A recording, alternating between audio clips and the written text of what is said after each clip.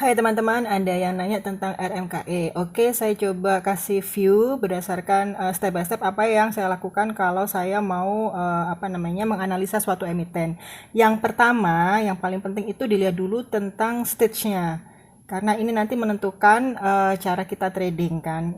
Ini untuk teman ini kan tadinya dia ini di stage 2 nih ya, dengan moving average 30 weekly-nya itu slope-nya ke atas ini. Nah, terus sampai di sini di puncak itu dia mulai melandai pergerakannya dengan high-nya itu di 12.15. Setelah itu dia belum bisa bikin high baru.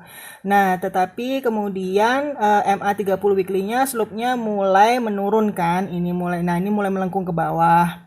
Ini sebenarnya di sini sudah hati-hati. Nah, ini key point-nya adalah di 695. Kalau dia jebol dari 695, maka RMKE potensi untuk membentuk stage 4 atau distribusi. Nah, saat ini posisi terakhir dia tertahan di MA 30 weekly-nya.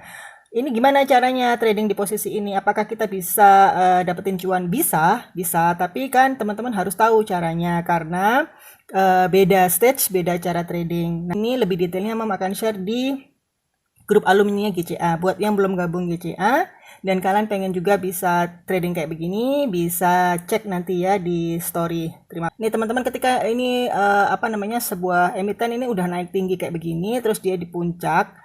Dan kemudian ini kan dia belum ada volume lebih besar lagi nih selain yang ini. Dan dia belum ada high baru di atas 12.15. Ini kita mulai hati-hati. Nah, pembentukan stage 3 dimulai ketika dia mulai jebol MA 30 weekly-nya. Di sini ini udah mulai jebol. Kemudian dia mulai membentuk low. Beda dengan pembentukan dari stage 1. Ya. Difahami ya, kalau stage 1, poin terpentingnya adalah ketika dia mulai breakout MA 30 weekly-nya, kemudian dia bikin high. Nah, itu kita sudah mulai bisa untuk pantau. Tapi kalau stage 3 itu dimulai ketika dia sudah naik tinggi, tidak bikin high baru, kemudian dia malah ngejebol MA 30 weekly-nya dan bikin low baru. Itu adalah key point yang paling penting. Jadi RMKE ini kalau dia jebol low-nya setelah breakdown dari MA 30 weekly untuk pertama kalinya, maka positif dia akan membentuk distribusi di stage 4. Gitu kan? Tapi kalau misalnya ini dia bisa bertahan, nggak jebol dari MA 30 weekly-nya, maka dia potensi untuk ke 975. 975 kuat, dia ke 1080.